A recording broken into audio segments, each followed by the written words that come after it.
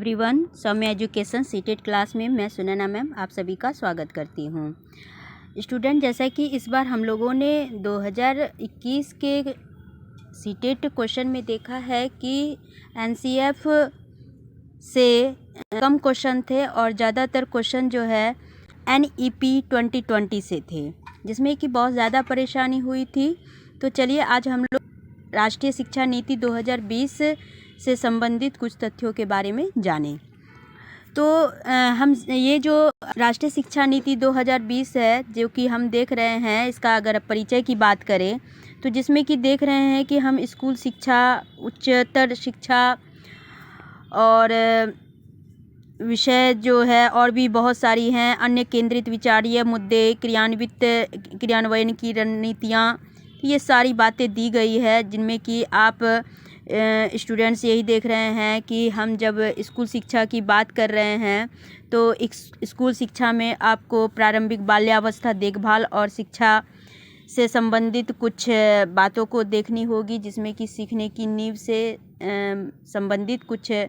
तथ्यों को आपको अवगत कराया जाएगा। दूसरा है बुनियादी शिक्षा एवं संख्या ज्ञान। तीसरा है ड्रॉप आउट बच्चे जो होती है उसकी संख्या कम क्यों हो रही है और सभी स्तरों पर शिक्षा की सार्वभौमिक पहुंच सुनिश्चित करना। उसके बाद बहुत सारी बातें देख रहे हैं, जैसे शिक्षक के बारे में या स्कूल में पाठ्यक्रम या जो भी लर्निंग वगैरह होती है तो उससे संबंधित एनईपी का 2020 का क्या कहना है, तो ये सारी बातें हैं। फिर समतामूलक और समावेशी शिक्षा है, बहुत सारी बातें हैं। तो हम लोग हर बातों को देखेंगे, ठीक है, जिसमें कि जैसे कि हायर एजुकेशन के बारे में भी हम लोग देखेंगे।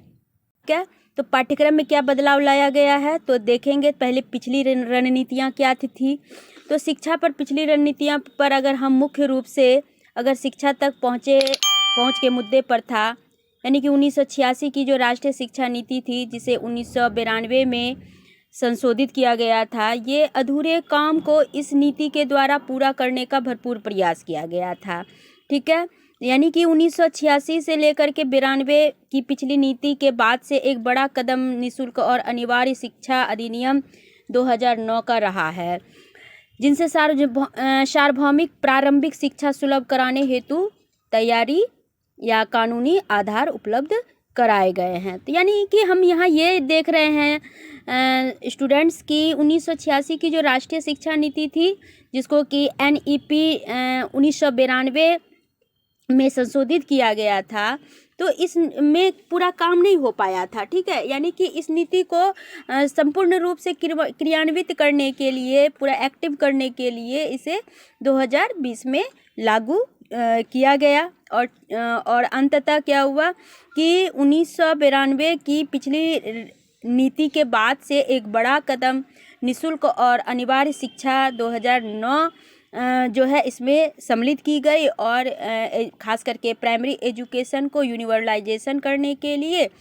शिक्षा को सुलभ कराया गया। तो इस नीति के आधारभूत सिद्धांत की अगर हम बात करें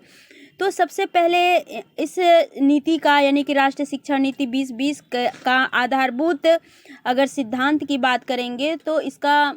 मूल सिद्धांत जो है बच्चों के सर्वांगीण विकास से है, यानी कि जो तर्कपूर्ण विचार और कार्य करने की में सक्षम होंगे और जिसमें खास करके करुणा, सहानुभूति, साहस और लचीलापन या विज्ञान चिंतन या क्रिएटिविटी या इमेजिनरी पावर या मॉरल वैल्यू वगैरह जो होंगे, तो इसके आधार पर जो है क्या करेंगे कि इस सारी बातों को ध्यान में रख करके जो है तैयार करेंगे और अपने संविधान द्वारा जो भी बातें कही गई है, जैसे इंक्लूसिव एजुकेशन का या मल्टीडिसिप्लिनरी एजुकेशन का या एक डेवलपमेंट सोसाइटी के कंस्ट्रक्शन के लिए, तो ये सारी बातें जो है इनके द्वारा क्या की गई जाएगी, कार्यान्वित की जाएगी। तो यहाँ हम ये देखेंगे कि एक अच्छी शैक्षिक संस्था में की बात जब हम करें कि एक गुड इंस्टीट्यूशन क्या होता है, यानी कि जहाँ पर विद्यार्थी क्या कर सके कि हर प्रकार के विकल्पों को प्राप्त करके अपने भविष्य का निर्माण कर सके, और जहाँ एक सुरक्षित और प्रेरणादायक शिक्षण वातावरण मौजूद होता है, और जहाँ सीखने सिखाने की हर प्रकार की गतिविधियाँ और हर प्रकार के अनुभव जो है शेयर किए जाते हैं, जहाँ सीखने के लिए बुनियादी ढांचे और उपयुक्त संसाधन उपलब्ध होते हैं। और प्रत्येक शिक्षा संस्थान का ये क्या होना चाहिए, सीखने सिखाने के हर पहलुओं पर जो है ध्यान केंद्रित होना चाहिए, जिससे कि वहाँ के बच्चों का सर्वांगीण विकास हो सके। तो यहाँ हम स्टूडेंट ये भी देखेंगे कि ये विभिन्न प्रकार के जो भी संस्थान है, इनके बीच यानी कि एजुकेशन के हर उपागमों के बीच जो है एक क्या होना चाहिए, परस्पर सहयोग होना चाहिए, समन्वय होना चाहिए, जिससे कि शिक्षा के हर प्रकार के इकाइयों का, हर प्रकार के गतिविधियों का क्या हो सके, पालन हो सके। तो हम यहाँ बेसिकली यहाँ जानेंगे कि जो भी मूलभूत सिद्धांत है जो बड़े स्तर पर शिक्षा प्रणाली और साथ ही इंडिविजुअल इंस्टीट्यूट दोनों जो मार्गदर्शन करते हैं, तो उनके बारे में कुछ कुछ पॉइंट्स दिए हुए हैं। तो इस पॉइंट्स में सबसे पहला जैसे कि यहाँ पे दिया हुआ है कि हर बच्चे की विशिष्ट क्षमताओं की स्वीकृति, पहचान और उनके विकास हेतु कार्य करना, यानी कि शिक्षकों और अभिभावकों को इन क्षमताओं के प्रति संवेदनशील बनाना, जिससे कि वे बच्चे के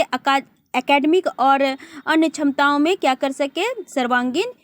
विकास पर भी पूरा ध्यान दे सके। और दूसरा हमने क्या देखा, दूसरा है कि बुनियादी शिक्षा यानी कि बेसिक जो साक्षरता है और संख्या ज्ञान को सर्वाधिक प्राथमिकता देना है, यानी कि जिससे सभी बच्चे क्या हो जाए, क्लास 3 तक यानी कि साक्षरता और संख्या ज्ञान जैसे सीखने के मूलभूत कौशलों को हासिल कर सके। और तीसरा क्या है कि लचीलापन यानी फ्लेक्सिबिलिटी, यानी कि जिससे कि बच्चों में उनके सीखने के तौर तरीकों को और जो भी एक्टिविटीज़ है इसको चुनने की क्षमता में क्या हो सके, विकास हो सके, बच्चे में वो हेजिटेशन ना हो, डर ना हो, और इस तरह से वे अपनी प्रतिभा और रुचियों के अनुसार जीवन में अपना रास्ता चुन सके। तो ये सारी बातों को क्या किया गया है, राष्ट्रीय शिक्षा नीति 2020 में शामिल किया गया है। ठीक है, ये मूल सिद्धांत है। उसके बाद साथ ही हम स्टूडेंट्स ये भी देखेंगे कि कला और विज्ञान के बीच जो भी पाठ्यक्रम या पाठ्येतर गतिविधियों के बीच, यानी जिसको हमको करिकुलम एक्टिविटीज़ कहते हैं, इसके बीच जो है व्यावसायिक यानी कि प्रोफेशनल और एजुकेशनल जो भी मतलब बातें हैं, तो इन सारे के बीच जो है कोई स्पष्ट अलगाव ना हो, जिससे कि ज्ञान क्षेत्रों के बीच जो है एक क्या हो, कम्प्लेक्सिबिलिटी हो, या फिर कोई हार्मफुल इफ़ेक्ट हो, या फिर कोई ऊंच नीच या परस्पर दूरी या असंबद्धता जैसी बातों से हम इसे मतलब कि दूर किया जा सके। तो ये सारी बातों पर हम क्या करेंगे, पूर्ण रूपेण इस पर जोर देंगे। चलिए,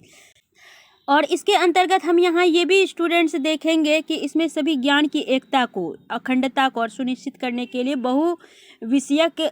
दुनिया के लिए विज्ञान या अवधारणात्मक समझ पर यानी कंसेप्चुअल अंडरस्टैंडिंग पर जोर देने की बातें, यानी रटंत पद्धति जो है वो ख़त्म हो जाएगी, बच्चे को समझ प्रणाली पर आधारित किया जाएगा। फिर रचनात्मक और तार्किक सोच का विकास करना। फिर उसके बाद देख रहे हैं कि नैतिकता और मानवीय और संवैधानिक जैसे मूल्य हैं। तो इन सारी बातों को क्या गया है, NEP 2020 में सम्मिलित किया गया है। फिर बहुत भाषिता है, मल्टीलिंग्विस्टिक की बातें हैं, यानी कि भाषा शक्ति को प्रोत्साहन देना, त्रिभाषा सूत्र को लागू करना। ठीक है, तो ये सारी बातों पर जो है NEP 2020 ने फोकस किया है। बात और भी है, जैसे कि जीवन कौशल से, जैसे कि बच्चे के क्या मतलब कि सामूहिक कार्य हैं, या क्या फ्लेक्सिबिलिटी होनी चाहिए, कौन से स्किल को बच्चे को हम कैसे किस कॉपरेशन से या किस संवाद से हम डेवलप कर सकते हैं। तो ये सारी बातें भी हम राष्ट्रीय शिक्षा नीति 2020 के अकॉर्डिंग जो है एक सिद्धांत में देख रहे हैं। उसके बाद है सीखने के लिए सतत मूल्यांकन पर जोर, यानी कि बच्चे के सीखने सिखाने के में जो है, यानी कि जो साल के अंत में होने वाली परीक्षा को केंद्र में रख कर शिक्षण हो, और जिससे कि आज की कोचिंग संस्कृति को जो बढ़ावा मिल रही है, तो ये सारी बातों पर क्या होगी, एक मतलब कि पहल होगी। और साथ ही तकनीकी के यथासंभव उपयोग पर भी जोर दिया जाएगा, और सभी शैक्षिक निर्णयों की आधारशिला के रूप में पूर्ण रूपेण जो है खास इक्वलिटी और इंक्लूज़न को क्या दिया जाएगा, प्राथमिकता दी जाएगी। और जो भी फैकल्टी हैं उसको सीखने की प्रक्रिया को जो है वो सेंटर मानेंगे, यानी कि शिक्षकों को और फैकल्टीज़ को जो है, टीचर और फैकल्टीज़ को इसे क्या करना होगा, बच्चे के सीखने सिखाने की प्रक्रिया पर आधारित करना होगा। और एक विद्यालय में जैसे कि शैक्षिक प्रणाली में एजुकेशन सिस्टम जो है अखंडता, पारदर्शिता और संसाधन कुशलता जैसे ढांचों पर क्या होगी, आधारित होगी, जिससे कि स्वायत्तता, सुशासन और सशक्तिकरण या नवाचार या बहुत सारे जो भी आउट ऑफ द बॉक्स विचारों को क्या किया जाएगा, प्रोत्साहित किया जाएगा। साथ ही हम क्या देखते हैं, क्वालिटी बेस्ड एजुकेशन के लिए जो है मतलब कि उत्कृष्ट स्तर का शोध पर जो है ध्यान दिया जाएगा, और भारतीय जड़ों और गौरव से बंधे रहने पर भी पहल की जाएगी, अनुसंधान पर या मूल्यांकन पर और सतत प्रगति के हर उपागमों पर क्या किया जाएगा, विचार किया जाएगा। ठीक है, तो उम्मीद है स्टूडेंट्स ये आपको बहुत ही भली भांति तरह से समझ में आ रही है। उसके बाद हम लोग यहाँ देख रहे हैं कि शिक्षा जो कि एक सार्वजनिक सेवा है, तो इसके तहत जो है शिक्षा को जो है एक सार्वजनिक सेवा माना जाएगा, और एक मजबूत जीवित सार्वजनिक शिक्षा प्रणाली में पर्याप्त निवेश किया जाएगा। ठीक है, तो बहुत सारी बातें हैं जो कि इसमें बदलाव किया गया है। ठीक है, तो यानी कि हम देख रहे हैं कि इस नीति का मेन विजन क्या है, भारतीय मूल्यों को विकसित करना, विकसित शिक्षा प्रणाली का जो है निर्माण करना, और सभी प्रकार के हायर एजुकेशन को जो है उपलब्ध करा करके भारत को ग्लोबल नॉलेज के रूप में एक महाशक्ति बनाना, और भारत को एक जीवंत और न्याय संगत ज्ञान या समाज के बदलने के लिए प्रत्यक्ष रूप से योगदान करना है। तो नीति में परिकल्पित है कि हमें संस्थानों की पाठ्यचर्या और जो भी शिक्षा विधि छात्रों में है, अपने जो भी दायित्व हैं या संवैधानिक मूल्य हैं या देश के साथ जो भी जुड़ाव हैं या बदलते विश्व में नागरिक की जो भी भूमिका है या रिस्पॉन्सिबिलिटीज़ के प्रति जो अवेयरनेस है, इनको उत्पन्न करना। इस नीति का मेन विजन है जो छात्रों में भारतीय होने का गर्व न केवल विचार में बल्कि व्यवहार, बुद्धि और कार्यों में भी प्रयोग लाना, और साथ ही ज्ञान, कौशल या मूल्यों और सोच में भी होना चाहिए। तो ये सारी बातें जो है इस विजन में NEP 2020 में शामिल किया गया है, जिससे कि मानवाधिकारों, अस्थायी विकास और जीवन यापन तथा वैश्विक कल्याण के लिए प्रतिबद्ध हो। ये सारी बातें जो है सम्मिलित की गई है ताकि एक ग्लोबलाइजेशन सिटीज़न का फॉर्मेशन हो सके। ठीक है, तो बहुत सारी बातें हैं यहाँ हम लोग जो कि जानेंगे। ठीक है, चलिए तो उम्मीद है कि ये सारे मतलब कि मेन जो NEP का क्या विजन है ये आप भली भांति समझ गए हैं। उम्मीद है कि आपको NEP 2020 का जो